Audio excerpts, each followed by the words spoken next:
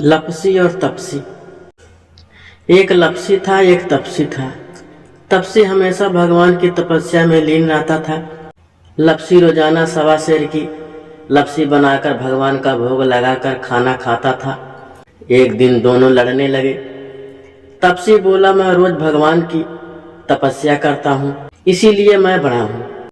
लपसी बोला, रोज भगवान को सवा सेर लपसी का भोग लगाता हूँ, इसीलिए मैं बड़ा हूँ। नारद जी वहां से गुजर रहे थे। दोनों को लड़ता देखकर उनसे पूछा कि तुम क्यों लड़ रहे हो। तपसी ने खुद के बड़ा होने का कारण बताया और लपसी ने अपना कारण बताया। नारद जी बोले, तुम्हारा फैसला मैं कर दूंगा। दूसरे दिन लपसी और तपसी नहाकर अपनी रोज की भक्ति करने आए तो नारद जी ने 1.25 करोड़ की एक एक अंगूठी उन दोनों के आगे रख दी। तपसी की नजर जब अंगूठी पर पड़ी तो उसने चुपचाप अंगूठी उठाकर अपने नीचे दबा ली। लपसी की नजर अंगूठी पर पड़ी लेकिन उसने ध्यान नहीं दिया। भगवान को भोग लगाकर लपसी खाने लगा। नारद जी सामने आए तो दोनों ने पूछा कि कौन बड़ा, तो नारद जी ने तपसी से खड़ा होने को कहा।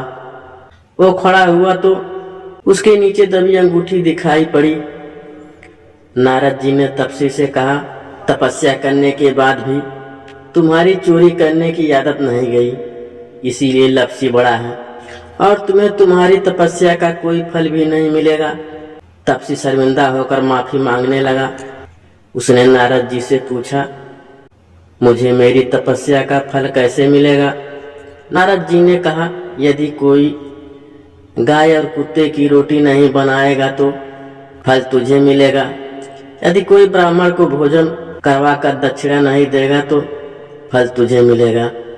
यदि कोई साड़ी के साथ ब्लाउज नहीं देगा तो फल तुझे मिलेगा। यदि कोई दिए से दिया जलाएगा तो फल तुझे मिलेगा। यदि कोई सारी कहानी सुने लेकिन तुम्हारी कहानी नहीं सुने तो फल तुझे मिलेगा। उसी दिन से हर व्रत कथा कहानी के साथ साथ लपसी तपसी की कहानी भी सुनी और कही जाती है।